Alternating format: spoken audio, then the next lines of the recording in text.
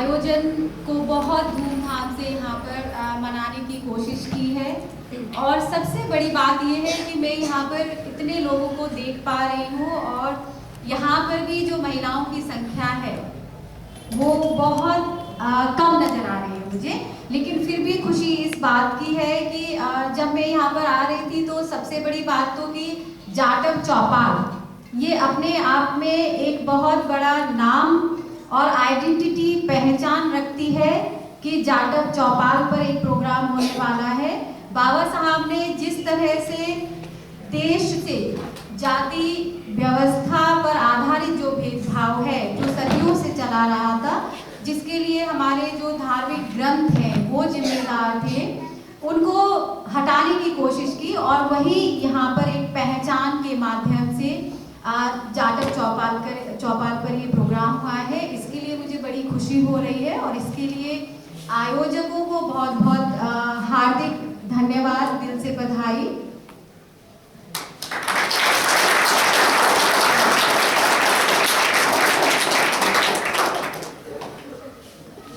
मैं अपने साथ यहाँ पर मंच शेयर कर रहे अन्य स्पीकर्स को भी बहुत बहुत धन्यवाद देना चाहती हूँ। सिद्धार्थ गौतम जी और सुनील चौहान जी और आर बाग जी अभी आने वाले हैं, लेट हैं किसी वजह से।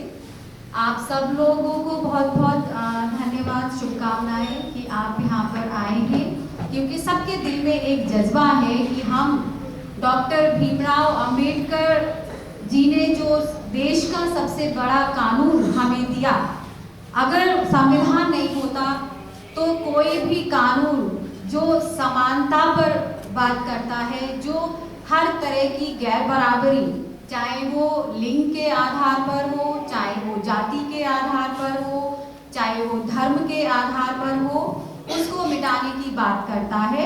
और संविधान एक ऐसा देश का सर्वोच्च कानून है जो ये भी डिफाइन करता है कि भारत देश क्या है। जैसा कि अभी कीर्ति ने भी डिफाइन किया कि भारत की अगर डेफिनेशन दी जाए, परिभाषा दी जाए, तो भारत अपने आप में लोकतांत्रिक देश है, गणराज्य है, पंथनिरपेक्ष है, समाजवादी है, जो किसी भी तरह का किसी के साथ भेदभाव नहीं करता है। अगर हम महिलाओं के संदर्भ में देखें तो संविधान की जो प्रस्तावना है, जिसको संविधान की आत्मा भी कहा जाता है, सोल ऑफ द कॉन्स्टिट्यूशन, क्यों? क्योंकि वो पूरे संविधान का एक जिस्ट है, संविधान का उद्देश्य है, ऑब्जेक्टिव है कि संविधान के माध्यम से जो संविधान निर्माता थे उन्होंने क्या अचीव करने की कोशिश की, क्या वो चाहते हैं उसके माध्यम से, और उसके लिए जो सोर्स है, सबसे बड़ी जो पावर है वो कौन है? हम, we the people of India. We the people of India की जब हम बात करते हैं तो उसमें महिलाएं भी समान हिस्सेदारी रखती हैं। We the people means men and women, both the power of this country. Power को हम कैसे डिफाइन कर सकते हैं? क्योंकि जब आपको वोट का राइट मिलता है, एडल्ट फ्रेंचाइज, वोट के माध्यम से आप सरकार को बना सकते हैं, उसको हटा सकते हैं। So both the people, men and women, have the equal rights of vote to make the government. इसके अलावा आगे हम बढ़े कि संविधान की प्रस्तावना क्या कहती है, हम भारत के लोग क्या चाहिए हमें? न्याय। न्याय किस आधार पर? सामाजिक, आर्थिक और राजनीतिक। बाबा साहब ने ये जो शब्द गढ़े प्रस्तावना में, वो बहुत सोच समझ करके गढ़े, क्योंकि जब न्याय की वो बात करते हैं तो सीक्वेंस देखिए, सामाजिक, आर्थिक और राजनीतिक। वो इनको आगे भी कर सकते थे, राजनीतिक को पहले लेके आ सकते थे, उसके पीछे वो जानते थे कि सामाजिक बराबरी जब तक नहीं होगी, सामाजिक आधार पर जो ये वर्ण व्यवस्था, जाति आधारित जो समाज है, जब तक उससे गैर बराबरी नहीं हटेगी, तब तक राजनीतिक और आर्थिक न्याय का कोई महत्व नहीं है। तो सामाजिक न्याय जैसे ही मिलेगा, आर्थिक संसाधनों में लोगों की भागीदारी मिलेगी, तो राजनीतिक भागीदारी स्वयं ही आ जाएगी। तो आजादी के 70 साल बाद भी हम जब ये देखते हैं, खास करके संविधान बनने के बाद, कि अभी भी लोग हमारे समाज के, जिनको हम बहुजन समाज भी कहते हैं, जिसमें SC, ST, OBC माइनॉरिटीज आते हैं, जो देश की 85% जनता है, जो समाज में लिंग के आधार पर, जाति के आधार पर, धर्म के आधार पर बहुत सारी बुराइयों की शिकार है, जिसकी वजह से वो अभी भी समाज के आर्थिक संसाधनों पर, राजनीतिक भागीदारी में अभी भी उनकी बराबरी हिस्सेदारी नहीं हो पाई है। आप ये कल्पना कीजिए कि संविधान बनने के बाद भी अगर ये हालात हैं, तो संविधान नहीं बनने से पहले, 1949 से पहले के क्या हालात रहे होंगे। अगर महिलाओं के संदर्भ में बात करें, जो इस देश की लगभग 50% आबादी है, उनके राइट के बारे में आप सब लोग अच्छी तरह से जानते हैं। संविधान सबको बराबर के हक और अधिकार देता है, लेकिन ये जो समाज में जो वर्णवादी जो व्यवस्था है, जो पितृसत्तात्मक व्यवस्था है, उसमें उनके हक और अधिकारों पर बात तो की जाती है, लेकिन उन्हें देने के लिए कोई आगे नहीं आता है।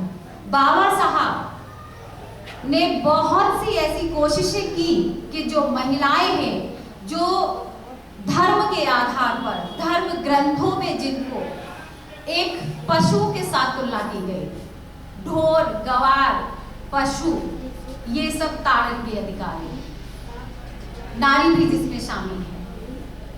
सो ताड़न के अधिकारी मतलब उनको एक इंसान माना ही नहीं गया। तो अगर नारी की तुलना ढोर, गवार और पशु से की गई, तो आप इसकी कल्पना कर सकते हैं कि महिलाओं को क्या अधिकार होंगे उस समय।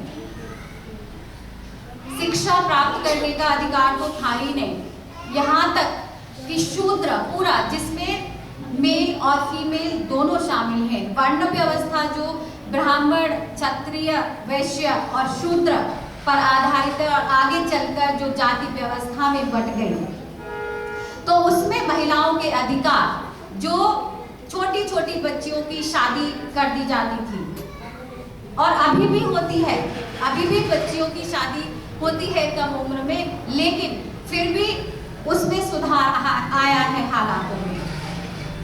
जब जल्दी शादी हो जाएगी बड़े लोगों से, तो जाहिर सी बात है कि आदमी की डेथ भी जल्दी हो जाएगी, तो वो विधवा भी जल्दी हो जाती थी।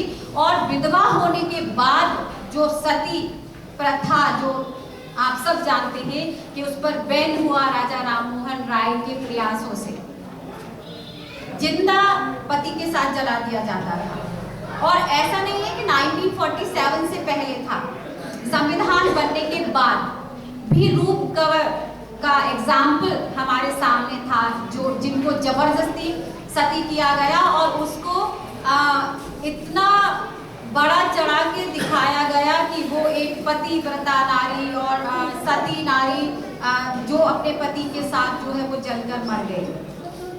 अगर आप कई सारी फिल्में भी इस तरह की जो कुरीतियां हैं उनको दिखाने की कोशिश करती है। तो अगर एक फिल्म है प्रणाली, अगर उसको आप देखें तो उसमें वो सब दिखाया गया है उस फिल्मों में कि किस तरह से जो है सती बनाया जाता है। उसके पीछे बहुत सारे कारण हैं। एक तो सबसे बड़ा कारण था प्रॉपर्टी का, क्योंकि महिलाओं को संपत्ति का कोई अधिकार नहीं था। अभी बाबा साहब के प्रयासों से जब संपत्ति का अधिकार मिला है, तो कितनी महिलाएं हैं जो अपने संपत्ति, अपने पेरेंट्स की संपत्ति में बराबर की हिस्सेदारी का क्लेम करती हैं। अगर करती भी है तो वो बुरी लड़कियां साबित कर दी जाती है कि अगर तू संपत्ति में अधिकार मांगेगी तो आगे चल के तेरे साथ कोई रिश्ता नहीं रहेगा। तो कितने लोग देने के लिए तैयार हैं? तो अधिकार तो है महिलाओं के, बराबर अधिकार है जो संविधान सुनिश्चित करता है। जब प्रिएम्बल में हम आगे बढ़ते हैं, न्याय के बाद तो स्वतंत्रता की आजादी, विचार अभिव्यक्ति की, धर्म की, उपासना की आजादी, और वो सभी को है। क्या ऐसा है कि जो लोग जिस धर्म को अपनाना चाहते हैं, जिस तरह की विचार अभिव्यक्त करना चाहते हैं, क्या वो कर सकते हैं? क्या वो आजाद है? हम सब देख रहे हैं कि महिलाओं के प्रति, खासकर बहुजन समाज की महिलाओं और लड़कियों के प्रति लगातार क्राइम बढ़ता जा रहा है। उनके प्रति लगातार घटनाएं बढ़ती जा रही है, और वो सिर्फ घटना एक बहुत छोटा शब्द है। आप उसमें देखिए कि लोगों की मानसिकता कितनी ब्रूटल हो गई है, कितनी खतरनाक हो गई है कि वो एक पूरी कम्युनिटी को, पूरे समुदाय को एक सबक सिखाना चाहते हैं कि आपकी ऐसे हिम्मत, मैं तो बड़ा अच्छा शब्द बोल रही हूँ, आपकी, तुम्हारी ये हिम्मत कैसे हुई कि तुम हमारे बराबर खड़े होने का साहस कर रहे हो? तुम्हारी ये हिम्मत कैसे है कि तुम पढ़ने जा रही हो स्कूल या कॉलेज? अगर हाथरस की घटना और निर्भया केस को छोड़ दे तो ऐसे हजारों केसेस हैं जो पुलिस में दर्ज ही नहीं होते पुलिस स्टेशन में। More than 50% cases are unregistered, और जो रजिस्टर्ड होते हैं उसमें से 75% केसेस पुलिस स्टेशन तक ही कंप्रोमाइज करा दिए जाते हैं, समझौता करा दिया जाता है उनमें।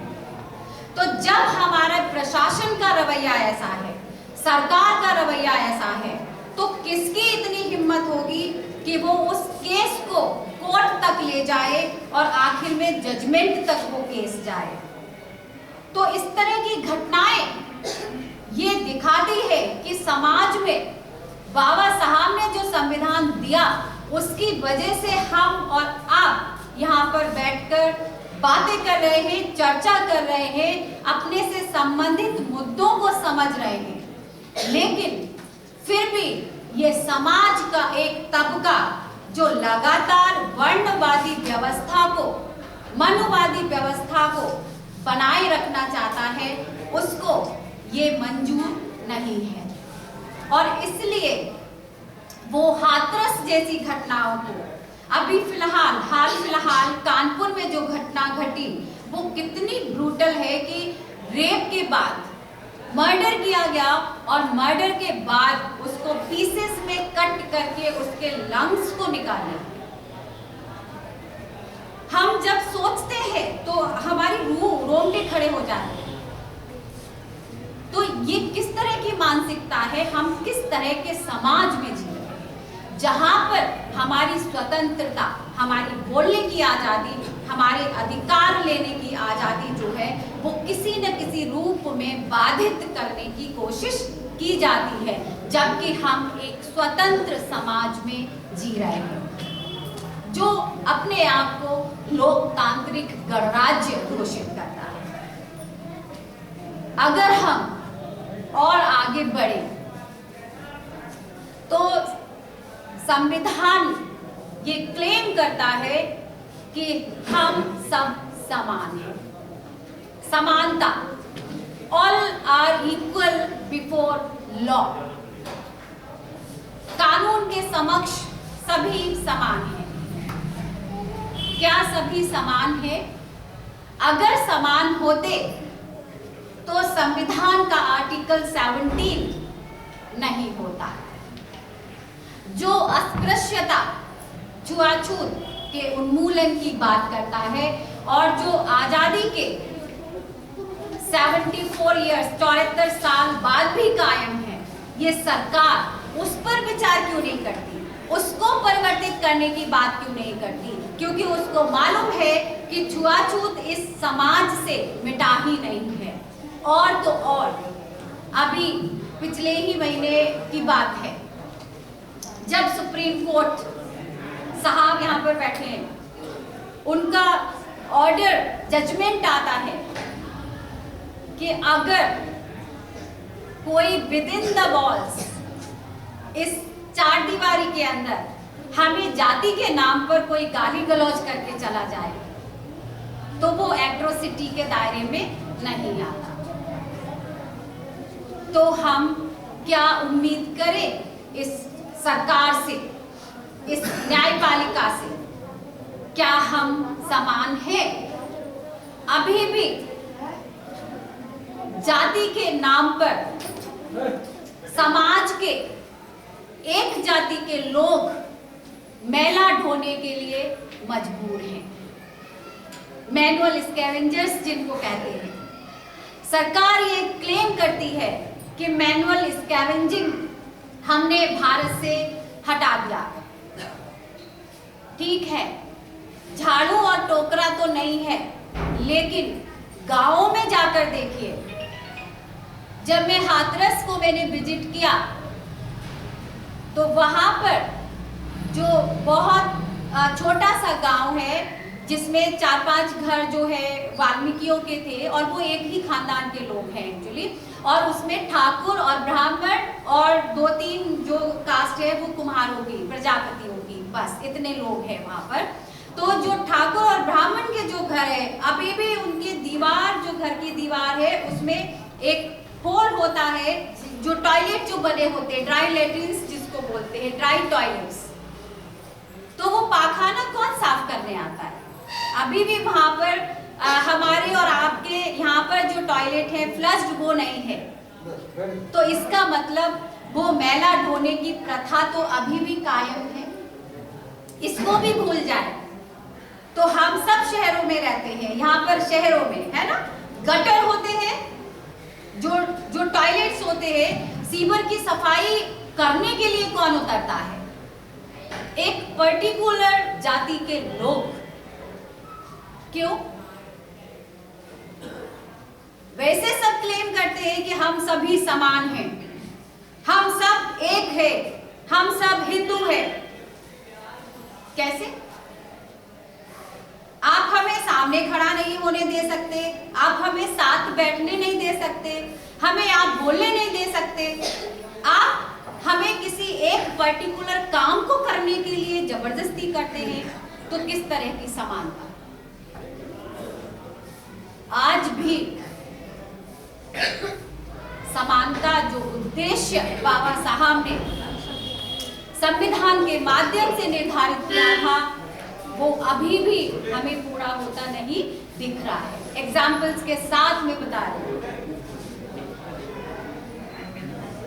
न्याय, स्वतंत्रता और समानता से जब हम आगे बढ़ते हैं तो हर व्यक्ति की गरिमा और अवसर की समानता की बात करती है preamble. Dignity of individual and equal opportunity. सम्मान से जीना। क्या जो दलित है या बहुजन है या जो महिलाएं हैं, खास करके दलित समाज की महिलाएं, क्या वो सम्मान पूर्वक जीवन जी सकती है? या फिर हम आम महिलाओं की बात करें तो वो घरों में कितने डिसीजन ले पाती है, खुद से कितने निर्णय ले पाती है?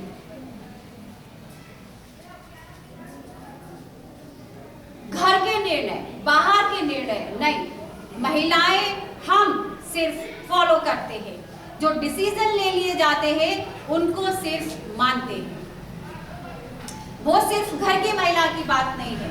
भारतीय संविधान का आर्टिकल 243 पंचायतों में महिलाओं के रिजर्वेशन की बात करता है।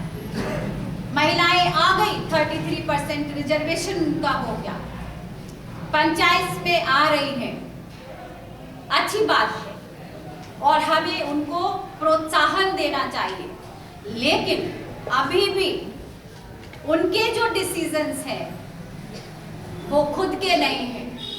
अगर सीट रिजर्व हो गई तो लोगों के अंदर ये हलचल हो जाती है कि मेरी औरत खड़ी होगी या तेरी औरत खड़ी होगी या वो औरत खड़ी होगी जो हमारी बात को मानेगी।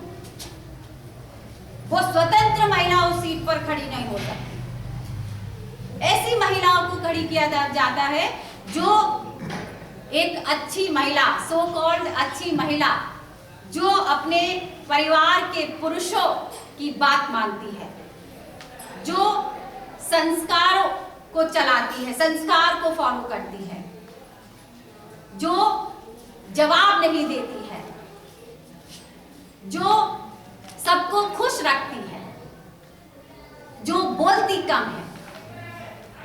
और अगर किसी ने बोल लिया, किसी ने ऊंची आवाज में बात कर दी, तो वो खराब महिला हो जाती है। कोई महिला काम करने जाती है तो रात को जब वो वापस आती है तो खुसर खुसर शुरू हो जाती है कि वो खराब महिला होगी। तो जो ये पिक्चर गढ़ी गई है महिलाओं की कि ये खराब महिला है और ये अच्छी महिला है, वो इस पुरुषवादी सामाजिक व्यवस्था का परिणाम है, जिसमें पुरुष अपने आधिपत्य को, अपने डोमिनेंस को खोना नहीं चाहते। लेकिन आप इसको छोड़कर देखिए तो एक इक्वल समाज बनेगा, एक समान समाज बनेगा, एक स्वतंत्र समाज, डिग्निटी वाला समाज बनेगा। मैं यहां पर बोल रही हूं, आप सब लोगों को अच्छा लग रहा है, बोलना सीख लिया मैंने। तो अगर सभी महिलाएं शिक्षा प्राप्त करें, उनको आजादी हो, तो एक समाजवादी समाज की कल्पना हम कर सकते हैं, जो बाबा साहब ने सपना देखा था। बाबा साहब ने शिक्षा को सबसे बड़ा हथियार बताया था समाज में जो बुराइयां हैं उनको दूर करने का। शिक्षा शेरनी का एक ऐसा दूध है जो भी पिएगा वो दहाड़ेगा। जब एक महिला शिक्षित होती है तो पूरा परिवार शिक्षित होता है, लेकिन जब पुरुष को शिक्षा दी जाती है तो वो सिर्फ अपने तक शिक्षित होता है। और बाबा साहब ने कहा था कि अगर किसी समाज की प्रगति को नापना हो, देखना हो, तो ये देखिए कि उस समाज की महिलाओं की क्या स्थिति है। इसी कार्यक्रम को देखने से हम और आप अंदाजा लगा सकते हैं कि महिलाओं की क्या स्थिति है। आगे अगर हम बात करें अवसर, तो अवसर कितने मिलते हैं। बाबा साहब ने कहा था कि अगर जाति भेद को मिटाना हो और लिंग भेद को मिटाना हो तो रोटी बेटी का रिश्ता करना होगा। इंटरडाइनिंग और इंटरकास्ट मैरिज, अंतरजातीय विवाह, तो अंतरजातीय विवाह की तो बात ही मत कीजिए। क्यों मत कीजिए? क्योंकि वो तो ऑनर किलिंग हो जाएगा, सम्मान चला जाएगा। किसका सम्मान चला जाएगा? लड़की शादी कर लेगी तो सम्मान, मतलब लड़की इज्जत। लड़कियों को इज्जत क्यों नहीं दी जाती? लड़कियों को जब समाज की इज्जत माना जाता है तो उनको भी वो इज्जत दी जानी चाहिए। उनको कोई अलग से देवी बनाने की जरूरत नहीं है, उनकी पूजा पाठ करने की जरूरत नहीं है, सिर्फ उनको एक इंसान बने रहने की जरूरत है। उनको सिर्फ एक इंसान बनने दीजिए। उसको अन्नपूर्णा मत कहिए, उसको दुर्गा मत कहिए, उसको काली मत कहिए। Just she is a person, individual person, as a human being. जब उसको एक इंसान मान लिया जाएगा तो हर कोई उसके अधिकारों की बात करेगा। लड़कियां और महिलाओं पर अभी आज के संदर्भ में अगर हम बात करें तो उनकी विक्टिमाइज पर ध्यान नहीं दिया जाता, बल्कि उनको ही दोषी करार दिया जाता है, एक्यूज्ड बना दिया जाता है उनको। कैसे? अरे ये रात को गई होगी, इसने कम कपड़े पहने होंगे, इसके संबंध होंगे उस लड़के से, उसके साथ पहले की बातचीत होगी। क्या वाकई में ये हकीकत है जो हम बात करते हैं? 6 साल की बच्चियां, 6 महीने की बच्चियां या 80 साल की एक बूढ़ी अम्मा, वो कैसे कपड़े पहनती हैं? क्या उनको अपने शरीर का होश भी होता है? तो ये जो मानसिकता है, जो ये पुरुषवादी जो सोच है, उसको बदलना होगा। और इस बात को बाबा साहब ने बहुत पहले ही कह दिया था। तो भारत का जो संविधान है, अगर सिर्फ हम प्रिएम्बल को ही अच्छी तरह से जान लें तो पूरा कॉन्स्टिट्यूशन का जो जिस्ट है वो हमें समझ में आता है। और जब सम्मान की बात करते हैं तो खास करके जो औरत का सम्मान है वो हम सबको बनाना पड़ेगा, उसको बराबरी का दर्जा देना पड़ेगा। इसके बाद जो टॉपिक मुझे दिया गया था कि संविधान की क्या भूमिका है महिलाओं के उत्थान में, तो आई होप कि मैंने वो चीजें यहाँ से क्लियर करने की कोशिश की है। लेकिन संविधान के बारे में जितना बोला जाए उतना कम है। सबसे पहली बात कि संविधान अलग से बात नहीं करता है कास्ट के आधार, जाति के आधार पर, लिंग के आधार पर या धर्म के आधार पर। संविधान समाज के प्रत्येक व्यक्ति को बराबर मानता है, बराबर के हक और अधिकार देता है। लेकिन फिर भी बाबा साहब ने इस समाज की व्यवस्था को समझते हुए महिलाओं को कुछ स्पेशल अधिकार देने की बात की। आर्टिकल 14 और 15 ठीक है, सबको समान अधिकार है, उसमें महिलाएं भी शामिल हैं। लेकिन आर्टिकल 15(3) बात करता है कि स्टेट अगर चाहे तो वो महिलाओं को कुछ विशेष अधिकार प्रदान कर सकता है। इसके अलावा आर्टिकल 24 स्पेशली ये कहता है, जो शोषण के विरुद्ध अधिकार है, कि 14 साल से कम उम्र के बच्चों को, खास करके लड़कियों को और महिलाओं को, जो हैजार्डस जो वर्क है, जो खतरनाक जो काम है, उनमें नहीं लगाया जाएगा। इसके अलावा डायरेक्टिव प्रिंसिपल्स की तरफ हम देखें तो आर्टिकल 39A, 44, 46, 47 ये ऐसे डायरेक्टिव प्रिंसिपल्स है, नीति निर्देशक तत्व हैं जो महिलाओं की स्वास्थ्य, उनकी शिक्षा, उनकी सत्ता में भागीदारी की बात करते हैं, जिसके लिए राज्य अलग से प्रोविजन कर सकता है अगर राज्य चाहे तो। इसी कड़ी में अगर हम हिंदू कोड बिल की बात करें जो बाबा साहब लेकर आए, लेकिन इस कोड पर बाबा साहब को इतनी आलोचना सहनी पड़ी, उनको इतना भला बुरा कहा गया कि बाबा साहब ने दुखी होकर के कानून मंत्री के पद से इस्तीफा दे दिया। क्यों? ऐसा क्या था उस हिंदू कोड बिल में?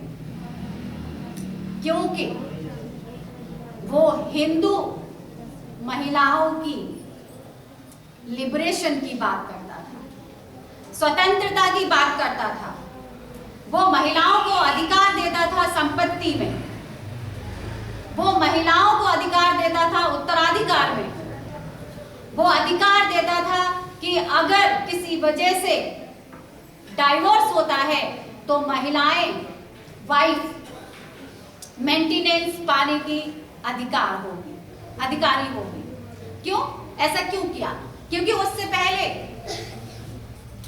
राजा होते थे ना, उनकी कई कई रानियां होती थी, है ना। कृष्ण जो क्या कहे हम कि जो सो कॉल्ड जो भगवान है, उनकी रानियां 16,000 रानियां, जिनका नाम भी किसी को पता नहीं है, लेकिन राधा, रुक्मिणी, है ना, ये कुछ लोगों के नाम जो है वो लोग लेते हैं, तो मालूम ही नहीं है कि उनका क्या होगा बाद में।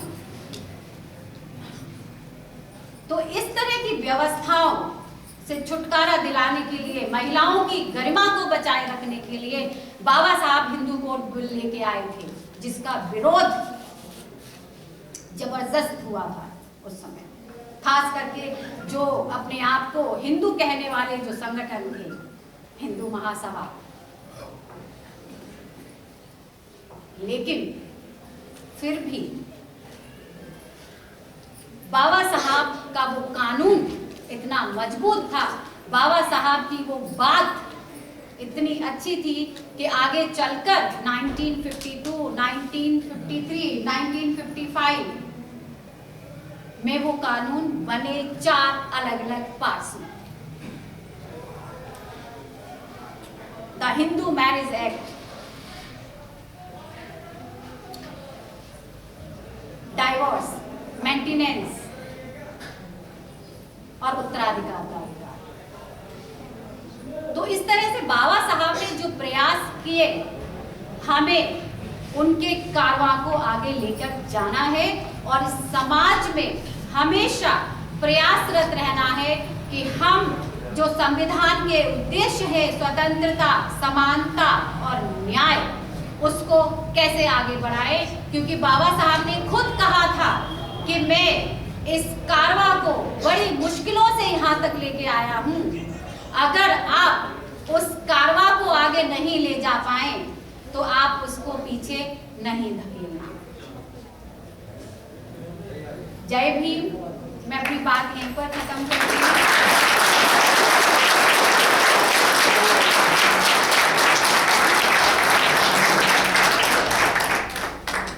आप सभी का बहुत बहुत धन्यवाद, खास करके नैन्सी का, सुमित का, कीर्ति का, सभी लोगों।